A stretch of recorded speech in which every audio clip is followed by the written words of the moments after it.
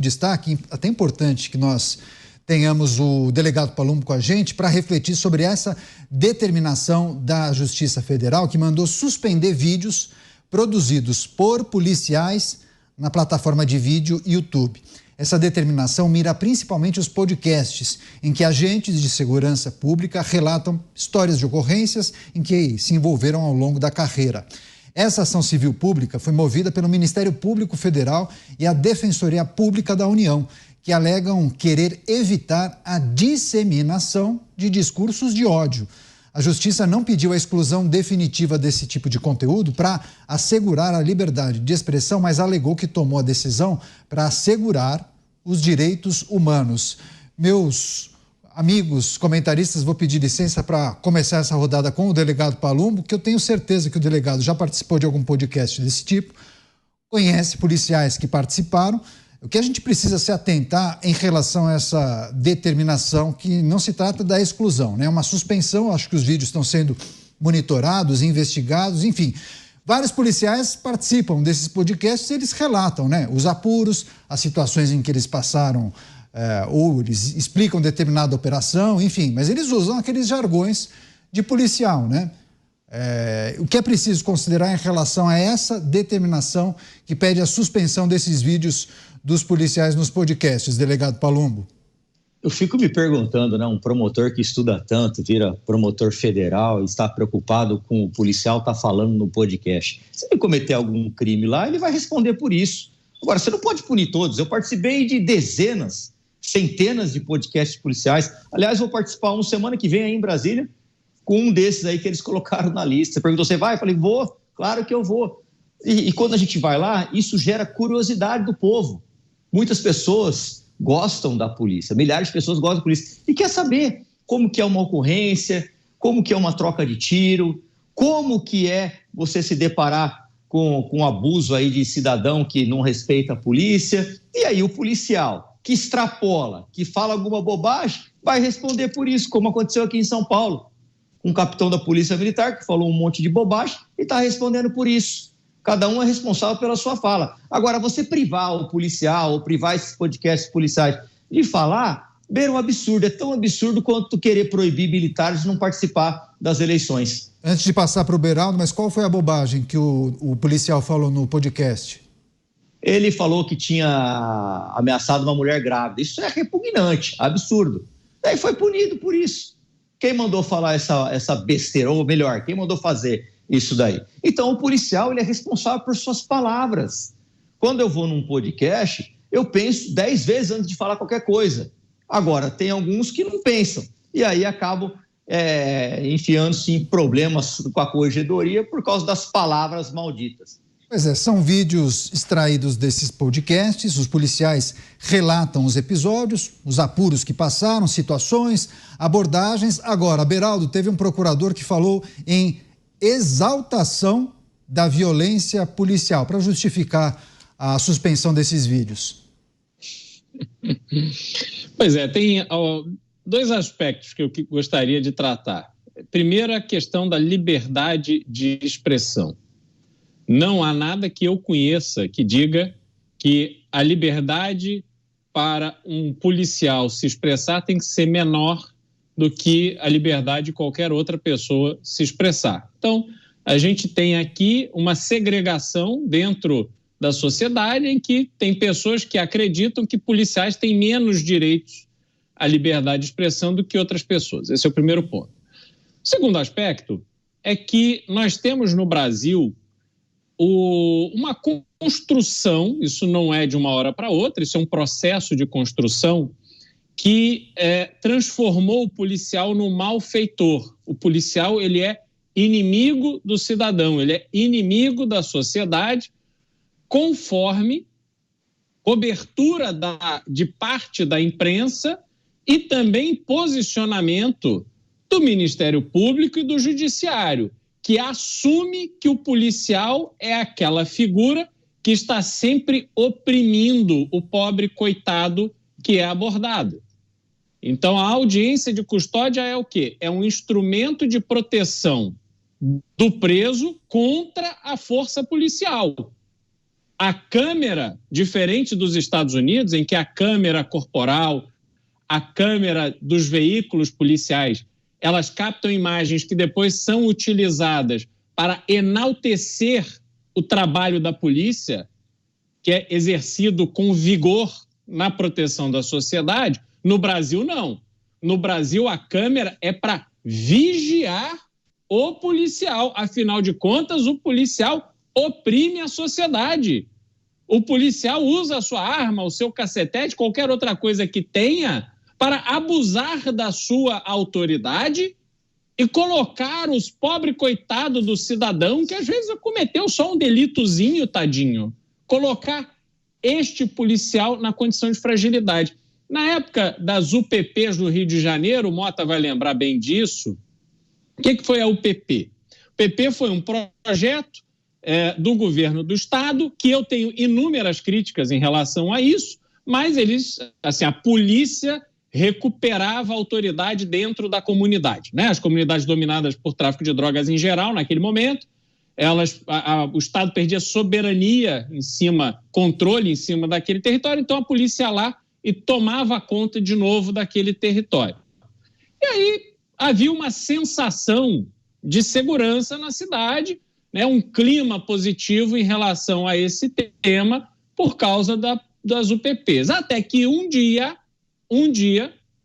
uma grande emissora do Rio de Janeiro resolveu pegar o caso de uma pessoa na favela da Rocinha que desapareceu, não sei se na época encontraram o corpo, enfim, morreu a princípio em razão de uma abordagem policial. E aí o ataque feito em cima do programa da UPP, da Unidade de Polícia Pacificadora, foi maçante a ponto do programa acabar, se tornar absolutamente irrelevante. Toda a autoridade que havia sido conquistada pela polícia se perdeu por causa de uma campanha feita na imprensa. Então, meus amigos, diante deste cenário todo, o que nós estamos vendo com este cerceamento de liberdade em cima dos policiais nada mais é, na minha opinião, do que uma iniciativa para manter os policiais quietinhos, para que eles não desafiem essa imagem de malfeitores da sociedade que foi construída em torno deles. Pois é, decisão da Justiça que suspende provisoriamente esses vídeos de policiais que concedem entrevistas a podcast, por enquanto a investigação, essa apuração estiver acontecendo. Agora, Mota, o procurador da República, Júlio Araújo, ele concedeu uma entrevista a um portal famoso de notícias dizendo que, vou abrir aspas para o que ele disse, a decisão é importante porque mostra que esse tipo de discurso representa um abuso da liberdade de expressão, vai ao encontro com o que disse o Beraldo. E ao exaltar a violência policial e principalmente direcionar a determinados grupos sociais, como a população negra e também a população das favelas, essa fala do procurador da República. Suas impressões, Mota? Seu microfone está fechado. Minhas impressões são péssimas. A minha impressão é que o Brasil caminha numa velocidade acelerada em direção a uma coisa que eu não sei definir, mas que está muito longe de ser democracia. Alguns desses podcasts realmente são muito ruins. Outros são excelentes. Eu conheço alguns dos responsáveis pelos podcasts. Eles cumprem um papel muito importante, que é explicar para a população a realidade do trabalho policial. Alguns fazem isso melhor do que os outros. Mas olha, ninguém é obrigado a assistir o podcast. Não sei se o promotor sabe disso. Não existe obrigação de assistir. Assiste quem quer. Não cabe à justiça, no meu entender, definir o que os policiais podem ou não podem dizer. Isso é especificado pela lei. O cidadão comum pode fazer qualquer coisa que não seja proibida por lei. Pelo que eu sei, esse direito também se aplica aos policiais. Não custa lembrar a liberdade de expressão dos fundamentos da democracia. A liberdade de expressão é um direito fundamental. Ele não está disponível para que as pessoas manipulem ele conforme o seu desejo. A liberdade de expressão inclui o direito de dizer coisas erradas. Inclui o direito de mentir. Inclui o direito de dizer coisas de mau gosto e que desagradam aos outros. É justamente para isso que a gente tem a garantia da liberdade de expressão. Porque quando todo mundo só fala coisas certinhas, fofas, bonitinhas, que agradam a todo mundo, você não precisa defender a liberdade de expressão. Então, justo no momento em que você precisa de uma defesa da liberdade de expressão, o próprio Estado... Olha o que está acontecendo aqui. É o próprio Estado vindo contra uma outra parte do Estado para silenciar, porque não gosta do que está sendo dito. Não cabe ao Estado policiar discurso de ninguém. Se nós só aceitamos aquilo que a gente gosta, então, meu amigo, não se trata de liberdade de expressão. Se trata de um joguinho, uma brincadeirinha, que só é permitida enquanto aquilo que você fala não desagrada a quem está no poder. Agora, delegado Palumbo, sob a ótica do regimento policial, das muitas forças policiais, há alguma ilegalidade quando um agente concede uma entrevista revelando informações sobre determinado episódio ou uma abordagem, mesmo que ele não revele nomes, datas, ou foi em determinada operação, mas quando ele fala de maneira abrangente, certa vez aconteceu isso e aquilo outro. Tem um livro de regras e normas do policial em que é expressamente proibido revelar esse tipo de informação ou não? Não tem nada expresso, mas no governo passado, não neste atual, no estado de São Paulo, tentaram impedir os delegados, investigadores e policiais militares a tirar, inclusive, fotos usando o distintivo. Então, é um absurdo. Foi o que o Beraldo falou, o Mota falou. Tanta coisa para a gente se preocupar, a gente vai se preocupar com um podcast. O Mota foi brilhante quando ele falou assim, ninguém é obrigado a assistir um podcast. E tem muita gente que assiste, porque na maioria deles tem várias dicas de segurança, mas eles preferem se apegar como se a polícia fosse o algoz, demonizando a polícia o tempo todo, pré-julgando a polícia o tempo todo. O policial que falar qualquer bobagem ou extrapolar ou falar alguma coisa que denote crime, ele vai responder. E saibam todos vocês, telespectadores, que a corregedoria, ela não alivia para ninguém não, tanto da polícia militar quanto da civil. Os policiais temem a corregedoria. Não temem a ouvidoria, né? Porque a ouvidoria já romantiza, faz um monte de denúncia infundada, mas a corregedoria, os policiais temem sim.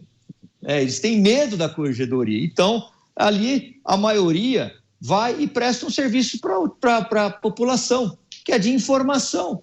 Muitas pessoas querem ser policial e depois que ouvem alguns podcasts, acabam desistindo. Porque eu costumo dizer, você que quer ser policial achando que a vida é fácil, não é fácil não.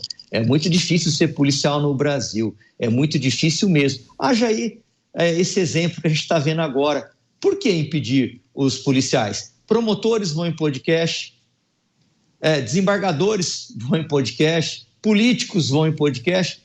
Agora, o policial não pode. Não, esse não pode, esse tem que colocar a câmera, esse a gente tem que ferrar, esse aqui não pode. Mas o restante pode. Isso é absurdo, né? Isso não é um país democrático. Muitas pessoas, inclusive, fazendo essa observação, porque os policiais acabam ficando famosos demais, ficam com muitos seguidores e de vez em quando até acabam se candidatando, né? E podem desagradar muitas pessoas.